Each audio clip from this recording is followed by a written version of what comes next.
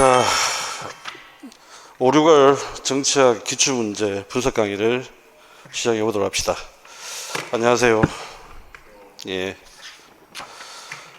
자, 첫 번째 그 자료에 보시면 강의 일정하고 몇 가지 오리엔테이션을 하고 말씀을 좀 드리겠습니다. 자, 우선 1페이지에 보시면 정치학 강의 일정이 나와 있고요. 이거는 뭐 그냥 그대로 보시면 되겠습니다. 그렇죠? 그 다음 5, 6월 일정표가 나와 있는데 거기는 일단 7주차로 일단 마무리를 할 생각입니다. 그리고 8주차는 자율학습 정리 방학 기간을 일단 드리도록 하고요.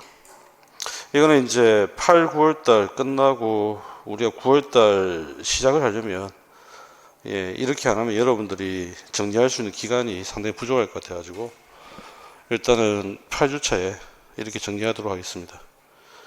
그 다음에 이제 두 번째 5, 6월 정치학 강의 목표는 딴 건 없고요. 일단 제일 중요한 거는 시험 문제를 해결할 수 있는 능력. 그래서 실질적으로 문제 해결 능력 쪽에 좀 초점을 둘 겁니다.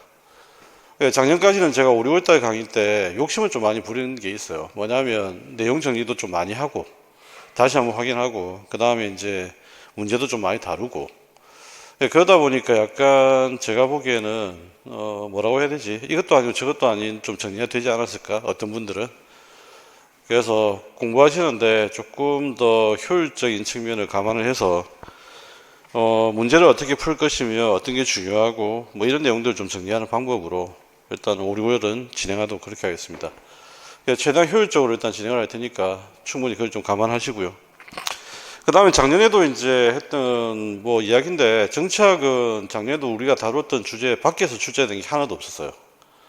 그 내용 자체를 보면 작년에 다뤘던 내용들이 거의 다 나왔었고 그 다음에 제시문도 좀 그랬던 편이고 그래서 일단은 여러분들이 이제 그런 부분들 좀 잘 정리를 하시면 되는 부분이고요. 자, 정치학 강의 진행 방법은 이번에는 이원화를 하겠습니다. 그래서 방금 이제 말씀드렸던 그런 취지에 따라 일단 두 가지 방식으로 나누게 되는데 3페이지 한번 보시면 일단은 지금 여러분들이 가지고 있는 기출문제 집 자체가 일단은 작년 거하고 재작년 게 기출문제 빠져 있어요. 그래서 기출문제 빠진 내용들은 전부 다 자료에 일단 다 단원마다 집어넣었고요. 나중에 이제 문제를 확인해 볼 겁니다. 그 다음에 이제 3페이지 보시면 나와 있는 대로 빈칸이 있고 그 다음 밑줄 친 부분이 두껍게 되어 있는 게 있습니다. 그 두껍게 되어 있는 거는 반드시 꼭 여러분들이 이번 5, 6월 달에 마스터를 해야 되는 부분이에요. 그 부분은 이제 시험에 제일 중요한 부분들이고, 그 다음에 여러분들이 문제를 풀기 위해서는 반드시 이해를 하고 계셔야 되는 부분들이기 때문에 일단 그렇게 하고요. 그 다음에 이제 빈칸이 비워져 있고, 그 빈칸이 비워진 부분 아니면, A, 뭐 B 이런 식으로 해가지고 중요한 키워드 같은 것들은 전부 다 시험에서 좀 훈련할 수 있도록 내용들을 다 바꿔놨습니다. 그래서 각 주에 답이 일단 있어요. 그래서 일단은 화면에는 여러분 자료하고 다른 자료가 뜰 겁니다. 왜냐하면 답이 있는 자료가 떠야 되니까. 그래서 일단은 여러분들은 이제 화면 자료는 그렇게 보시면 되는데 나중에 이제 이 자료를 가지고 다시 복습을 하실 때는 여러분이 직접 문제를 풀고 그 다음에 강의 교재를 확인하셔가지고 그 다음에 정답이 무엇인지 틀린 거는 반드시 체크하시고요. 확인하시고. 그래서 그 과정을 거쳐야 됩니다. 그래서 자료를 충분히 좀 활용을 좀 하시면 굉장히 효율적으로 이번 5, 6월은 정리가 끝날 겁니다. 그죠? 그래서 자료 좀 활용을 잘 하시고요. 자, 이렇게 해서, 기출문제 분석하고 쟁점 쪽에 이론 강의를 좀 더 철저하게 하고, 그 다음에, 말씀드렸던 대로 자료를 활용해서 복습으로 마무리 좀 하시기 바랍니다. 자, 그 다음에 이제 정치학 출제 경향을 보면서 말씀 좀 드릴게요.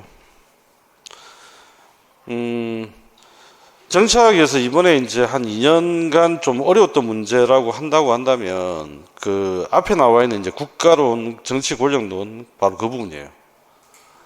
그러니까 이게 왜 어렵냐라고 이야기를 많이 물어본다면 사실 내용적으로 어렵지는 않아요. 그런데 이제 문제는 이런 거죠.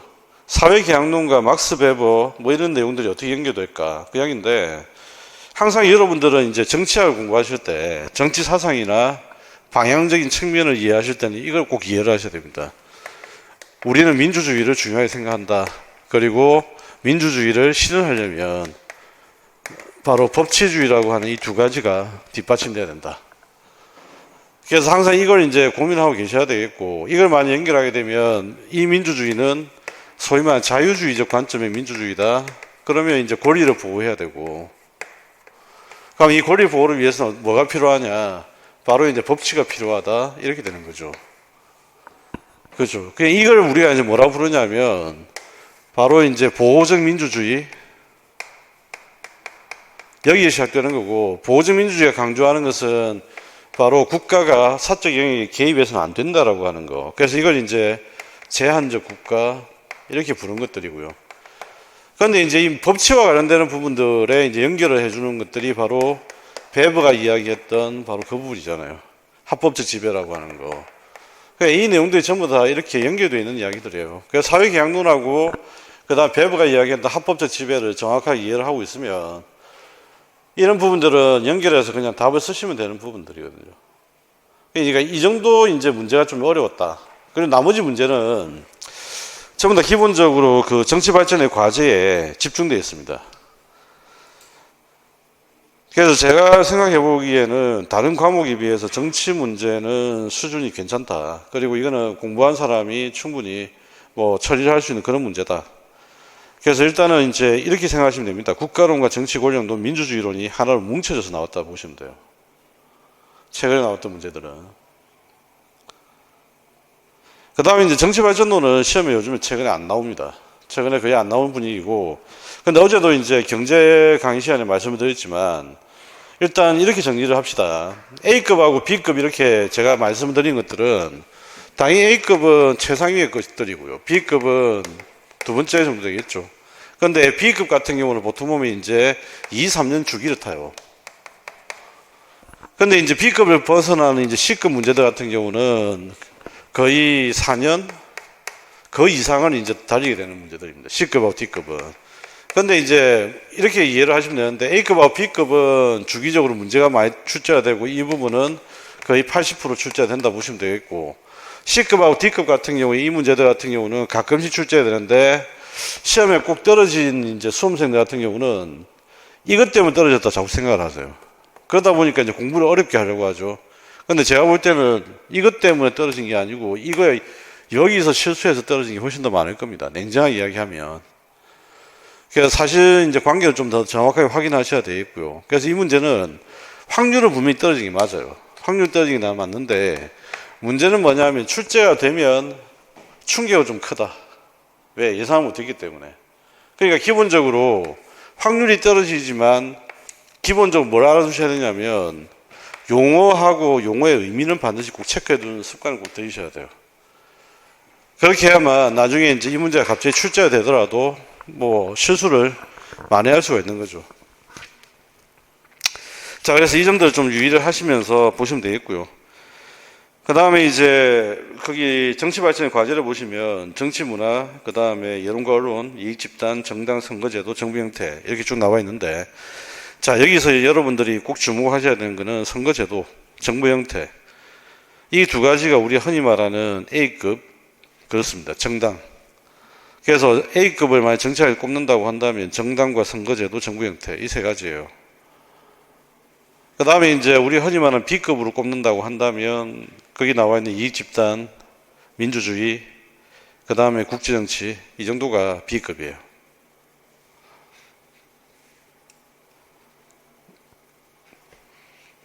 그 다음 B급에 하나만 더 포함시키면 됩니다. 정치사상이죠. 예, 그렇게 하시면 되겠고, 방금 이제 말씀드렸던 C급하고 D급 정도 되는 게 국가론과 정치권력론인데 국가론과 정치권력론은 사실 D급이에요. 네, 그런데 이게 이제 최근에 나왔는데 민주주의와 연결돼서 나오니까 문제가 되네 이렇게 되는 거죠. 이해가 되셨나요? 예. 그래서 출제는 이렇게 되고 있다라고 하는 걸 좀 이해를 하시고요. 그 다음에 교재하고 참고 교재는 나와 있는 대로 보시면 되겠고, 나중에 이제 자료를 정리하실 때 뭐 내용들 확인해 보실 때는 여기 나온 대로 사회과 예비고사 위한 정치학 책 참고하시면 되겠고, 그 다음에 주제별 기출문제집이 나와 있는데 여기에는 2년치 문제가 없습니다. 2년치 문제는 자료로 드릴 테니까 단원마다 체크를 저하고 같이 하시면 되고요. 그 다음에 이제 강의 자료는 말씀드렸던 대로 복습 자료로 충분히 활용을 좀 해달라. 되셨나요? 예.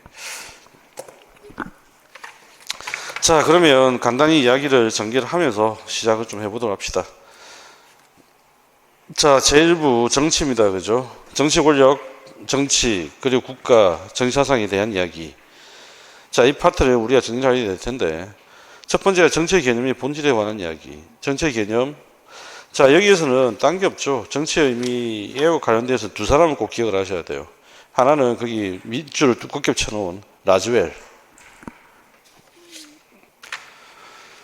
누가 무엇을 언제 어떻게 얻느냐. 그래서 일종의 현실주의 정치학이라고 하는 건 바로 제로섬 게임이다 라고 하는 거. 이걸 꼭 여러분들이 확인을 하시면 됩니다. 그 다음에 이제 두 번째는 바로 이스턴에 대한 이야기죠. 이스턴에 대한 이야기. 정치는 이제 희소한 가치의 권위적 배분이다 그 이야기입니다. 그런데 이 말을 잘 이해를 하셔야 돼요. 일단은 이제 정치라고 하는 것은 제가 매번 하는 이야기 뿜빠입니다. 그죠? 나눠주는 거. 그런데 이제 A가 사람들한테 뭔가를 나눠준다고 할 때, 그냥 이 사람이 B라는 사람이나 C라는 사람과 동일한 정도가 되면 이 사람이 어떤 식으로 나눠주더라도 B, C, D는 만족을 못해요. 그러니까 정치는 여기 착안을 하는 거죠. 그러니까 여기에서 A가 B한테 나눠주고 C한테 나눠주고 D한테 나눠줬을 때 A라는 사람이 나눠준 거에 대한 부분들, 이 부분에 대한 불만이 없어야 돼요. 일단은 불만이 없어야 되고, 그 다음에 이 제도 자체를 혼란스럽게 거부한 일이 없어야 돼요. 그 다음에 싸운 일이 없어야 돼요. 그래서 정치는 사회를 평화롭게 만들고 정치를 안정되게 만드는 거잖아. 그런데 얘들이 배분과 둘러싼 갈등을 벌이면서 사회적 거부를 한다. 그러면 정치 공동체 유지가 될 수 없죠. 그러니까 배분을 희소한 가치를 권위적 배분을 한다는 이야기는, 이 권위적 배분이라는 이야기는 BCD를 복종하게끔 만든다는 이야기예요. 배분에 대해서 복종하게끔. 그런데 이제 중요한 건 이거지. BCD를 복종하게끔 만드는데 이 권위, 이게 바로 권위인데 이 권위는 어떤 방식이어야 되느냐. 이걸 가지고 이제 오랫동안 고민을 했다는 겁니다. 그러면 이제 이걸 고민했던 게 예전에는 이런 거죠. 군주가 나눠주는 거예요. 군주가 나눠주는 거. 그 다음에 두 번째는 뭐지? 귀족들이 나눠주는 거예요. 과두죠. 그 다음에 이제 다수들이 토의를 통해서 나누는 거예요. 이게 민주주의죠. 그러면 이제 지금 현재는 어떻게? 민주주의로 하는 게 낫다는 이야기예요. 이해되십니까? 그래서 이 권위적 배분이라는 말이 정치학의 의미에 왜 나왔는지, 그리고 결국 뿜빠이는 권력의 문제라는 거.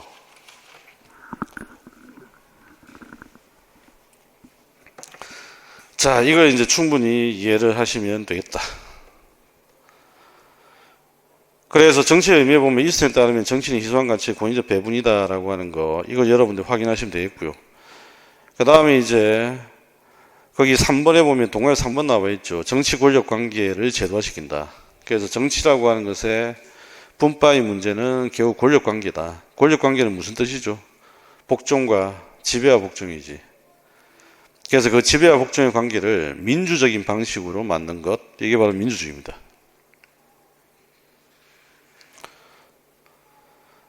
자, 그래서 정치는 제도를 통해 희소한가치 권위적으로 배분하는 행위인데, 이때 말하는 제도라고 하는 게 현대 사회에서는 바로 민주주의 제도를 이야기하는 거다.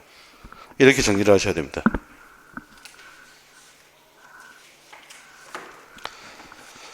자, 그 다음에 이제 4번 2018년도 기출문제를 보면서 바로 이야기합시다. 권력이란 일반으로 타인을 내가 원하는 바대로 움직이게 하는 힘. 이게 바로 누구의 표현이냐면 막스 베버가 정의 내렸던 권력이죠.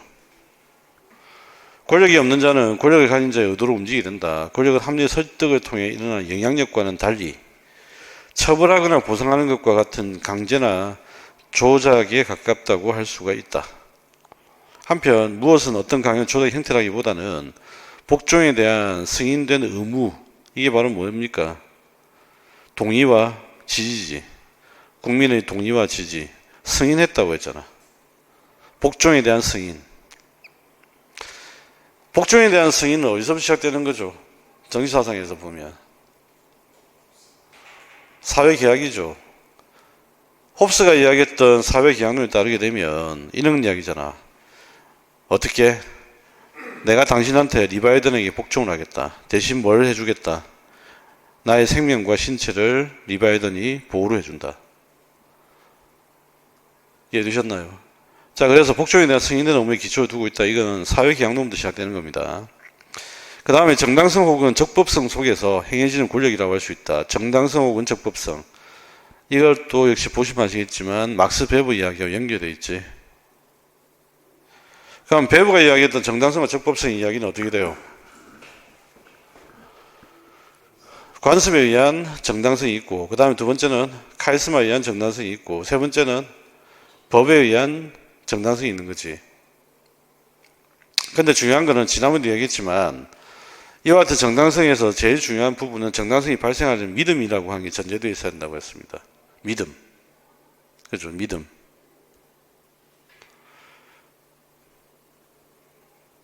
자, 그래서 정당성은 적법성 속에 행해지는 권력이라고 할 수 있다. 즉 국민의 동의와 지지를 받은 권력이다. 그 말입니다. 현대사회로 치면 국민의 동의와 지지를 받은 권력이다.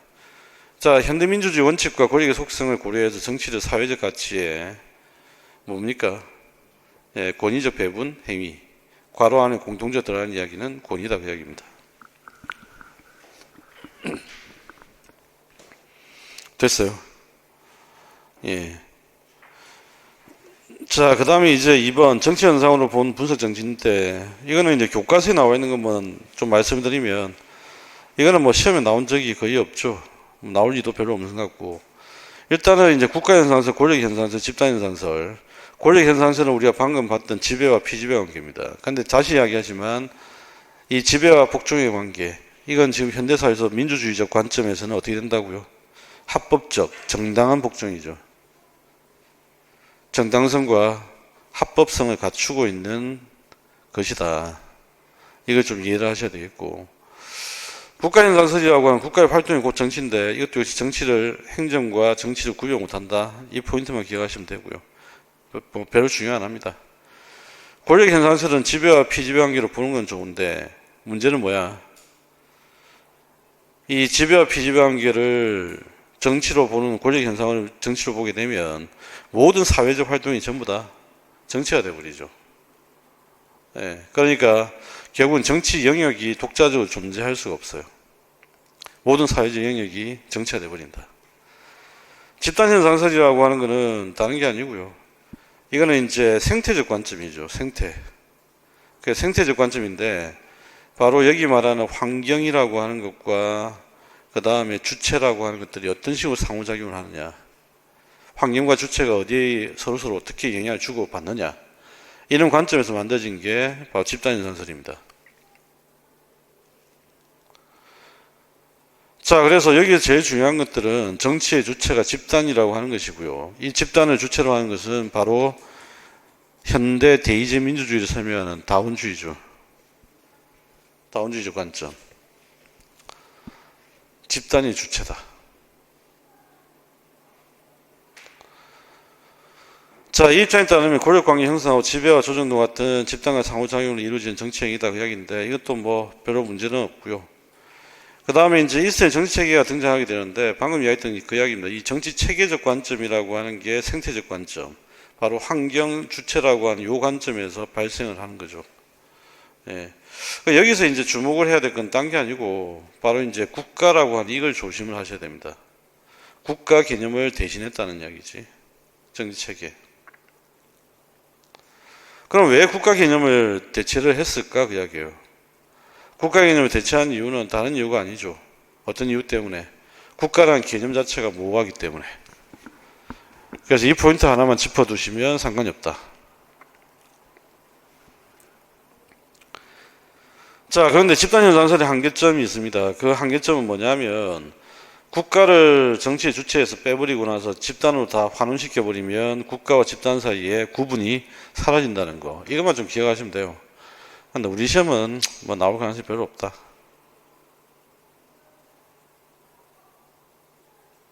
네.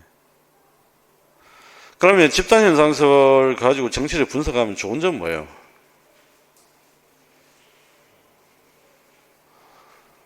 집단들이 정치적 상호작용을 어떻게 주고받는지, 그러니까 이 이야기잖아.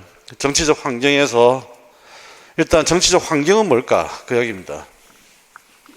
정치적 환경이라고 하는 건 소위 말하는 이제 투입, 그 다음에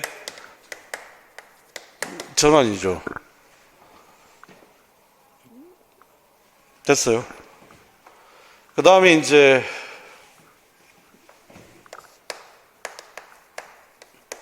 산출이라고 하는 것들을 하게 될 거고요. 그 다음에 이제 우리가 소위 말하는 이제 환류, 피드백이라고 하는 거. 자, 이게 바로 이제 우리가 살고 있는 체계적인 모습입니다. 환경적 관점이지, 생태적 관점. 그럼 여기서 이제 이 투입과 전환, 산출 이것들을 주고받는 관계. 투입에는 누가 있죠? 대표적으로 이익집단, 그 다음에 정당. 이게 이제 대표적입니다. 그 다음에 개인들도 당연히 뭐 포함되는 것들이고요. 그 다음에 이제 전환에 속해 있는 것들이 이제 우리가 흔히 말하는 정부 영역이지. 그 정부 영역에서는 바로 의회, 그 다음에 행정부, 그 다음에 이제 법원 이렇게 되겠죠. 산출되는 건 당연히 의회에서는 이제 법률이 주로 나올 것이고, 행정부 같은 경우에는 뭐가 나온다? 정책이라고 나온다. 법원 같은 경우는 뭐가 나오죠? 예, 재판이라고 하는 결과 판결이죠. 이것들이 나옵니다. 그러면 이제 우리가 시험에서 물어볼 수 있는 체계는 옛날에 이제 많이 물어봤던 문제는 이거예요. 행정고시나 이제 외무고시에서 주로 물어봤던 스타일을 가지고 말씀을 좀 드리자면, 투입 기제가 민주주의가 되어 있느냐 안 되어 있느냐. 이게 그럼 예를 들면 이런 이야기지. 정당인데 여기서 이제 정당들이 활동들을 할 거잖아요, 그죠? 활동들을 하는데 요 지금 결과가 나타날 때 과연 정당이 민주적이냐 비민주적이냐, 여기에 따라 이게 전개되는 방식이 달라집니다. 전개되는 방식이. 그 다음에 또 한 가지는 유권자들이 선거라고 하는 제도를 많이 이용한다 생각해 보세요. 이것도 마찬가지로 민주적이냐 비민주적이냐에 따라서 선거 방식이 다르죠. 민주적인 제도에서 선거를 하지만 비민주적인 제도에서는 이걸 어떻게 지명, 호선 이런 방식으로 뽑을 거 아니에요. 그래서 이걸 가지고 이제 정치적인 모든 현상을 설명할 수가 있다 그 이야기고, 여기에서 이제 소위 말하는 정치 주체들을 한꺼번에 이제 담아내서 다 설명을 하는 것들입니다. 그래서 이것이 자체가 일단은 현대에서 제일 뭐 설명하기 용이하다 이렇게 말씀을 드릴 수가 있고요. 자, 이렇게 이해를 좀 하시면 되겠다. 그래서 투입, 전환, 산출, 환류. 이 중에 제일 중요한 건 당연히 시험에서는 투입과 전환 이 두 가지가 제일 중요하죠. 네. 자, 그 다음에 이제 개념을 이해를 어떻게 할 것이냐, 이제 그 문제인데, 여기 4번에 보시면 집단현상과 관련된 권력론은 로버트 다할의 다원 권력론이고, 민주주의 유형은 바로 이제 로버트 다할이 이야기했던 다원주의. 이 두 개는 같은 이야기입니다. 그렇죠? 권력이 어떻게 분포되어 있느냐, 뭐 이런 이야기거든요. 그래도 시험에서도 계속 이런 관점으로 출제가 됐었다. 이거 좀 이해를 하시고요. 그 다음에 이제 이런 어떤 관점들은 전부 다 다원주의나 다원국가론을 바탕으로 하고 있습니다. 다원주의, 다원국가론을.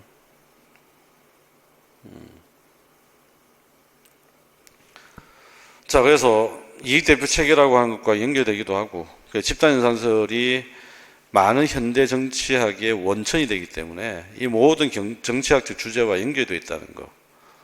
이걸 좀 이해를 하시면 됩니다.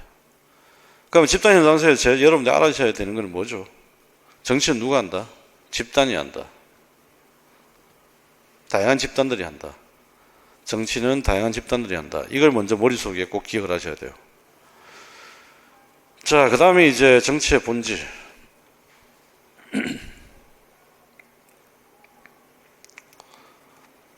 정치의 본질은 결론만 이야기하면 시험에는 안 나오고요. 알아두셔야 되는 거는 당연히 국제정치 파트에 가서 연결해서 좀 이해를 하시면 되는데, 이상주의라고 하는 것들은 말 그대로 이상사회를 건설하기 위한 행위, 이걸 정치로 보는 관점이고, 현실주의 관점이라고 하는 것은 뭐지? 현실주의 관점은 뭐예요?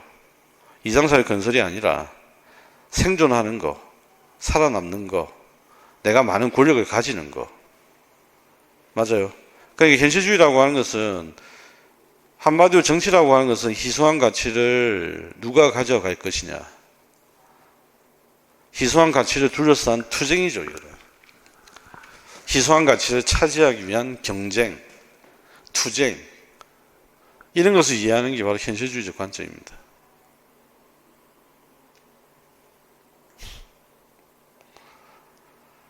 자, 그래서 희소한 가치를 차지하기 위한 경쟁과 그 다음에 방금 이야기했던 대로 경쟁이라고 하는 것을 이해하는 거, 투쟁으로 이해한 거, 이런 관점이 현대사회에서는 기본적인 관점이 됐고요.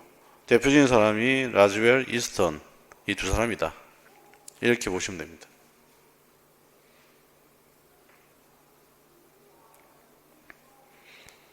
그래서 두 사람 꼭 잘 기억을 하셔야 된다.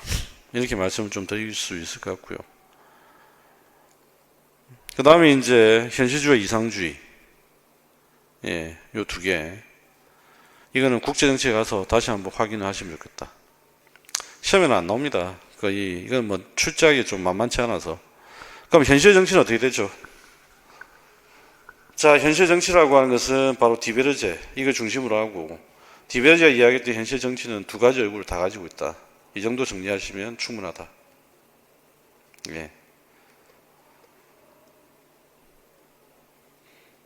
자, 그래서 정치 권력이 가서 다시 한번 말씀드리는데, 결론 이야기 합시다. 정치라고 하는 것은 결국 뭐지? 희소한 가치를 권위적으로 배분하는 건데, 권력 관계다. 지배와 복종이라고 하는 거, 이게 기본이다. 그 다음에 정치의 주체는 누구였다? 집단이었다. 이 두 개가 앞장에서는 제일 중요한 이야기. 권력 관계, 주체는 집단. 자, 이걸 이제, 그래서 뒤에 나와 있는 많은 내용들을 하나로 압축해서 정리한 게 바로 이 두 가지 표현이에요. 정치는 권력 관계다. 그 다음에 주체는 집단이다. 그러면 이제 구체적인 내용들을 이제 하나씩 살펴봐야 됩니다. 그죠? 첫 번째 내용들은 이제 정치사상인데, 이 정치사상, 고대의 정치사상은 지금 시험에 안 나온 지가 한 10년 정도 되는 것 같아요. 10년 넘었죠. 그러니까 이거는 지금 그렇다고 한다면 출제할 게 별로 없다. 그러면 이제 출제가 되는 건 뭐가 있느냐? 출제가 되고 있는 건 아테네 민주주의밖에 없어요. 그래서 아테네 민주주의의 특징, 요것만 정확하게 이제 출제가 반복되고 있고, 실제로 여기 나타나고 있는 소크라테스, 플라톤, 아리스토텔레스에 대한 이야기는 거의 출제가 잘 안 되고 있다. 이걸 좀 이해를 하시고요. 그러면 이제 제일 중요한 키워드는 뭘까라고 하는 이야기인데, 정치사상이라고 하는 게 등장하게 된 중요한 배경은 바로 중우정이라는 이 개념 때문입니다. 중우정. 그러니까 여러분들 중우정의 의미를 꼭 알아두셔야 된다. 중우정. 자, 그 다음에 이제 아테네 민주주의 특징. 특징은 뭐냐면, 바로 이제 전문가를 뽑는 것이 아니라 뭘 뽑는다고? 평범한 사람들이 대표를 한다. 이게 불만스러운 거예요. 이 추첨이라고 하는 거, 이게 이제 계속 시험에서 물어봤던 주제. 그러면 이제 그리스 정치는 이렇게 정리할 수 있는 거지. 어떻게 정리할 수 있냐면, 플라톤, 그 다음에 아리스토텔레스, 소크라테스, 이 사람들이 생각했던 거는 뭐냐. 첫 번째, 아테네는 일단 엉망진창이다. 그럼 아테네가 왜 엉망진창이냐? 아테네의 문제. 이 원인은 어디서 있는 거냐? 일단 첫 번째는 뭐냐면 애들이 너무 무식해. 이걸 뭐라 부르죠? 중우정. 어리석어.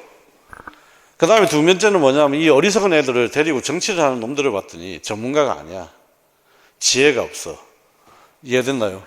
얘들 보니까 지혜가 없어. 전문가가 없어. 왜 지혜가 없는가 봤더니 제도적인 문제점이야. 그 제도적인 문제점은 뭐냐면 추첨으로 대표를 뽑거든. 이런 방식으로 하면 안 된다는 이야기지. 그래서 이걸 이제 벗어날 수 있는 방식이 뭐가 있을까?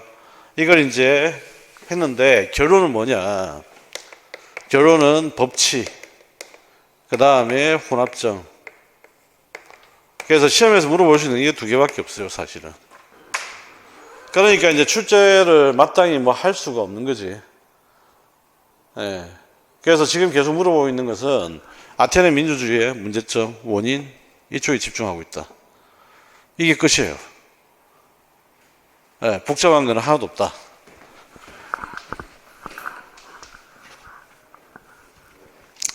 자, 그럼 한번 체크를 해봅시다. 플라톤의 정치사상. 플라톤은 뭘 강조를 하게 되냐면 방금 지혜라고 했잖아요. 그죠? 지혜. 그러니까 지혜와 연계되는 이야기가 바로 이성적이다. 이성이다. 이 이야기고. 그래서 일단 정치는 누가 해야 되느냐.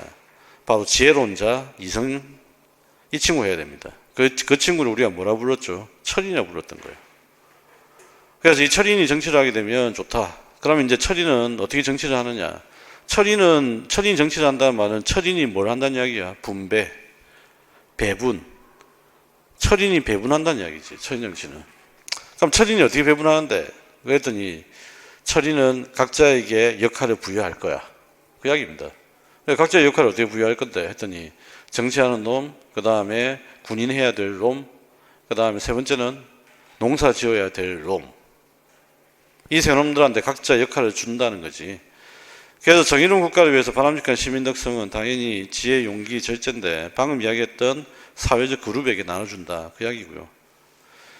자, 그 다음에 이제 현실적인 차선의 정치가 등장합니다. 그죠? 현실적인 차선의 정치는 뭐냐라고 했더니 법률에 의한 정치, 혼합국가. 이 두 가지 핵심이에요.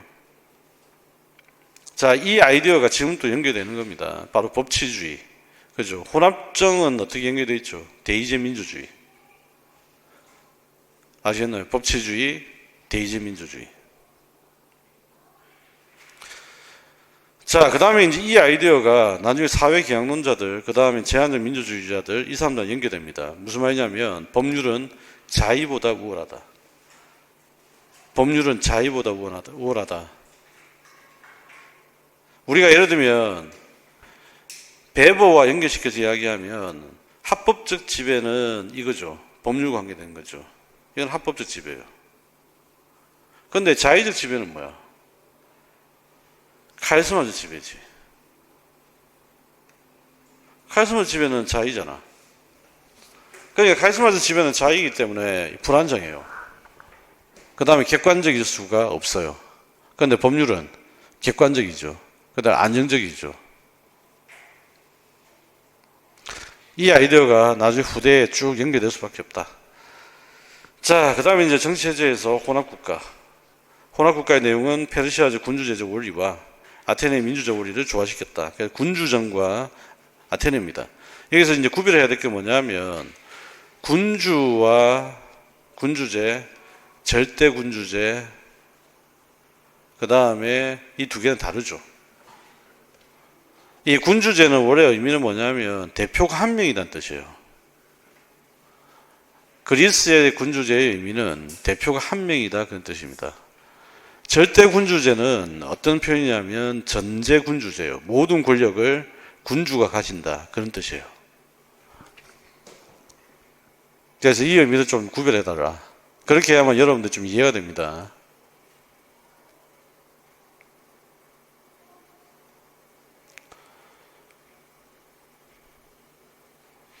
자, 나머지는 그냥 한번 복습하실 때 보시면 되고요. 이성국가를 강조했다. 개인보다는 전체 우선의 정치사상이다. 바로 뭐냐? 사회 유기체. 사회를 유기체로 봤다. 그 이야기고요. 자, 아리스토텔레스도 이런 관점으로 보시면 됩니다. 아리스토텔레스는 특이한 게 뭐냐면 정의가 무엇인지라고 하는 것들을 플라톤과 다른 어떤 정의를 제시했다는 거. 일단은 이게 이제 핵심이고, 그런데 오해를 하시는 분들이 굉장히 많아요. 뭐냐면 아리스토텔레스가 이야기했던 정의만이 정의는 아니에요. 평등이 아닌데 우리 교과서가 이제 전부 다 되어 있냐면 아리스토텔레스 정의만 계속 소개를 해요. 이건 좀 문제가 좀 있다. 그래서 이건 좀 나중에 윤리 교과서 있는데 보시면 다양한 사람들이 정의를 이야기하고 있어요. 네, 그 정의까지도 우리는 봐야 되는데 사실은 그런 내용들을 안 보잖아요. 네. 일단 이제 정의라고 하는 게 뭐냐라고 했을 때 일단 일반적 정의, 일반 의미로 정의라고 하는 게 있고, 일반적 의미로 정의라고 하는 것은 국가의 법을 이야기하는 겁니다. 국가의 법에 복종하는 것. 그런데 이제 흔히 말하는 이제 공정을 이야기하는 특수적 정의. 이건 공정의 실현이거든요. 이거는 뭐냐? 평등 원칙이에요. 지금으로 말하면 평등 원칙이죠. 공정하게 실현한다. 그러면 이제 평등하게 나눠주는 방법이 뭐가 있을까? 평일 정의와 비례 정의. 이걸 이야기하는 겁니다.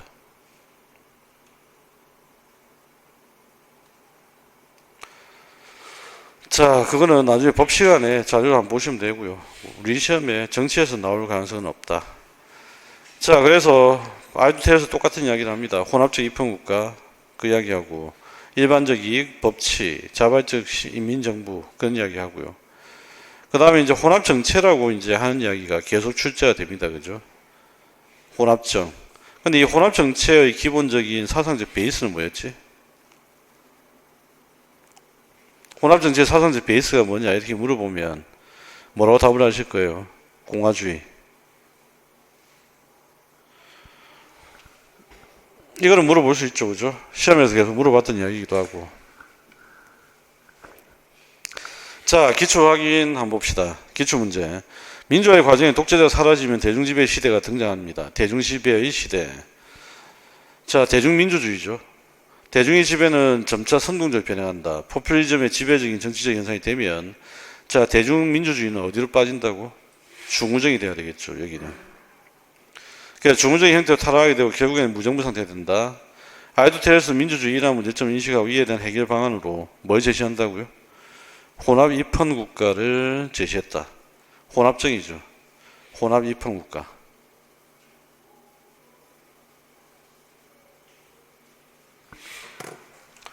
자, 그래서 다시 한번 이야기를 하면 고대 그리스에서 만들어졌던 제일 중요한 생각은 정치는 민주주의적으로, 민주주의로. 민주주의는 법을 통해서 통치하는 것으로. 아시겠나요? 의사결정은 민주적으로. 그 다음에 통치는 법을 통해서. 이 두 가지 내용이 지금 현재도 영향을 미치고 있는 거다. 이렇게 보시면 되고요. 그 다음에 이제 중세로 넘어갑니다. 이 중간에는 거의 정치사상이 발전하지 못하게 되죠. 왜냐하면 신학이 자리 잡기 때문에. 그래서 중세 때도 신학이 자리 잡아서 거의 발전을 못하고요. 시험에 나왔던 유일한 것은 이거죠. 아퀴나스 이성을 강조했고 자연법을 주장했다. 그래서 이 자연법 사상이라고 하는 게 사람들한테 자극을 주는 거죠. 너도 계몽이 되면 이성을 통해서 자연의 법칙이 무엇인지를 깨닫게 된다는 거예요. 이게 중요한 포인트죠. 너도 계몽이 되면. 네. 그래서 이런 내용들이 이제 발전하게 되고요. 이건 결국 이제 어디로 가느냐. 바로 근대 정치 사상으로 연결된다. 그 이야기입니다. 자, 그래서 잠시 쉬었다가 이제 근대 정치 사상부터 정리를 해보도록 합시다.